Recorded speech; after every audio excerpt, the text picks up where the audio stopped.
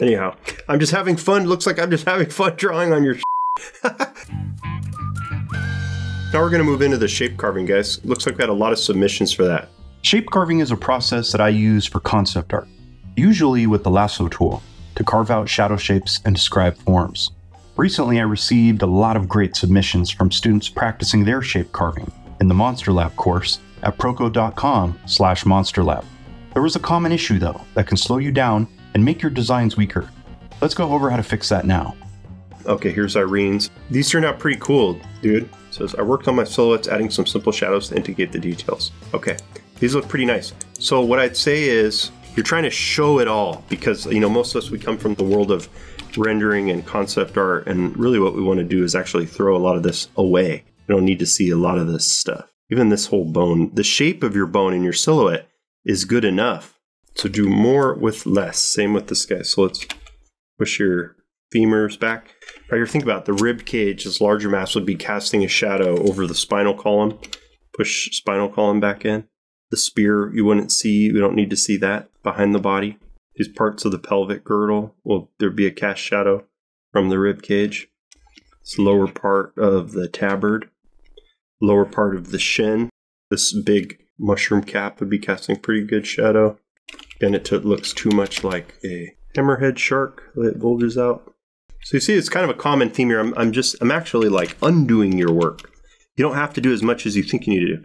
Proud of you guys for pushing it. It's pretty cool to see how you guys are, you know, pushing it and using it to describe a lot of form. But I think in some cases it's like antithetical to the approach, to the whole point of the approach. I really like how you're doing this stuff. So I like your angular shapes. They're pretty cool. Honestly, that's it. The stylistic execution on the shadows, the angularity, your hard brush, your hard angular rectangle brush or whatever you're using, is pretty cool. It looks really nice. It has a neat style to it. You just need to simplify your shadows, like group your shadows. Group your shadows more, simplify your shadow shapes into simpler masses that link up. Remember that idea of linking. So it's like cast shadow under neck to the one under shoulder to down across the breast to the belly to bicep to forearm. Do you see that? And now we get this nice, there's like a rhythm or like a flow that takes us through the character. You get the picture? Oh, this big part of the trap on a big muscular trap. Get a form change right there. When I'm doing this mark, it's the same as doing this. Same idea. When I'm doing that, like that feathering there, but this is doing it with a stroke. Like you could, it's equivalent to a soft edge, right? There's a rounding of form. It's that optical value blend I mentioned. Lighter value affected by direct light source. Place where there is no direct light source affecting it. That's what I, just throw into shadow. And then this right here is creating something in between, right? So you have like this color gray. Grab a little sample of this, bring it over here. And then I take like a smudge tool. I'm doing the same thing, but doing it with painting, right? So that's a technique with like etching or draftsmanship, where the idea is to create a gradation in value or a form transition, a softer edge. But before we could print with tiny pixels, right? Or before we could reproduce things like oil paintings really well, you had to do it just with black and white. That's what's going on right there. Is I'm creating an edge softening, but with line. So the values present in this case would be like, you have your lighter gray, your darker gray, and then whatever this turns into once I smudge it, like that's what your eye is seeing is this in-between value. That's what that is if you squint. And you can use, I like this kind of looping. I think that's kind of fun. I've been messing around with that lately, and you can kind of use it to communicate form. Like so I'm thinking of the cylinder of the bicep and then using the direction of this mark to say something about the way this thing is turning. It's turning like this. This is a cylinder. At the end, it terminates and inserts into the rest of the forearm. But fundamentally, I'm drawing like that. That's what I'm doing right there.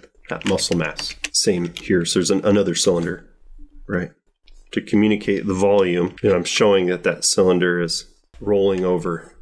In biceps case, it's doing this. The cylinder is like that.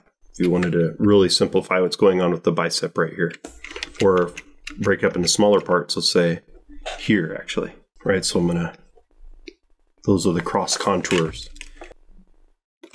These hatch marks are going this way.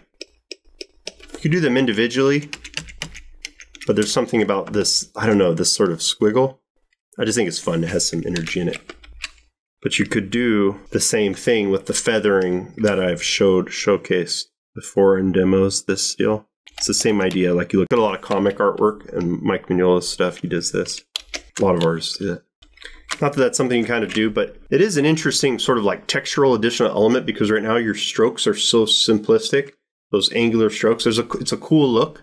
But if you like wanted to push it further in terms of presentation, this is maybe a way you could do that. It's equivalent of going back with a smudge tool, like a feathered brush or a fan brush to soften edges in oil painting. If you can already draw really well, if you have nice line work and you understand form and draftsmanship, combine it with the shadow shape stuff and you'll have something a lot cooler. I mean, a lot more like traditional comics. Now, little side note, this guy's really cool, by the way. You know, you can use the pupil, where you put the pupil, even this in the simple white dot, depending on where you place it inside of the socket can say a lot about perspective or directionality. So I put the pupils low in the socket, like he's giving you this sort of side eye, you know, kind of arrogant or power look. You're going to see that he's like looking up at his like plant daddy. Daddy. This guy's looking straight at viewer. Same here. Let's give her just one eye. Anyhow, I'm just having fun. Looks like I'm just having fun drawing on your I've totally lost track of time. This is really cool. Did a good job. In general, yeah, group the shadow shapes. If you want to introduce some more visual interest, think about the feathering or the softening of edges and parts, especially on like really large forms. You know, when you have this like shadow shape transition from light to dark on large spherical forms, it sort of feels odd. Doesn't read right because that's not how it works. That's how it looks. You don't light a ball and there's like dark section and light section. It doesn't read quite right. The hard contrast shadow shape stuff I do works better with plane changes, cast shadows. But on something like a big belly, right? A big droopy pectoral, a old lady boob, whatever's going on here, or these little guy faces, something like nearer to hatching is going to work better for communicating roundness. See that? You can even use it to like kind of like describe the fact that that's going backwards in space. I can see that's what you're telling me. And you can use your hatching lines to reinforce the directionality of the form. That's why artists do that. It's like it's helping communicate that this is moving away from me. It's rolling. You can give it a little core shadow with something like this. And you leave that bottom edge showing. The idea is a bit of bounce light. The other side you can do tighter to the edge to just be like a form shadow. Like to show that the thing is just rolling away from the eye. Anyways, that's why we do this. That's why artists paint across that short axis of the form. If you never heard that term, it's like you have a form and when you're applying the stroke, the short axis of the form is this part of this cylinder. The short axis. It helps me to understand the volume. This is a useful exercise to do, by the way, is to just take something like this and kind of describe the volume like it were with cross contours, like it was a low poly model. If you're having trouble doing this exercise, the shape carving part, or just understanding draftsmanship in general or modeling form in general, this can be a really useful thing to do is go back over the top. Don't leave it in your final art. It's to help you understand. You're breaking it down. It's like an analysis. That's a really fun, I guess Stan kind of just did it in Bernie Wrightson Swamp Thing drawing. Remember, drawing is more thinking than actual drawing. So you're essentially, your brain is filling in what's there, what you can't really see, drawing upon what you know. You feel that skull in there, right? You can see that zygomatic arch in there. Yeah, you could go take something like that or a piece of Mignola's work or Jim Lee's work and go over it and try to understand the volumes, even in the places where it's been thrown back into shadow. Try to understand what's going on. Do that over one of your silhouettes. You know, take a silhouette and then do a draw over trying to understand the form just based on what you're seeing with the shape. That was a real pleasure. This is a really cool piece, dude. You did a good job. Thank you, guys. I look forward to seeing what you do on the next assignment, colorization. Thanks for watching. There's still time to take part in the final critique for the Monster Lab course. Submit your work over at proko.com/monsterlab. And if you want to know more about the shape carving technique, check out this video where I use it to make a poster of Swamp Thing. See you there.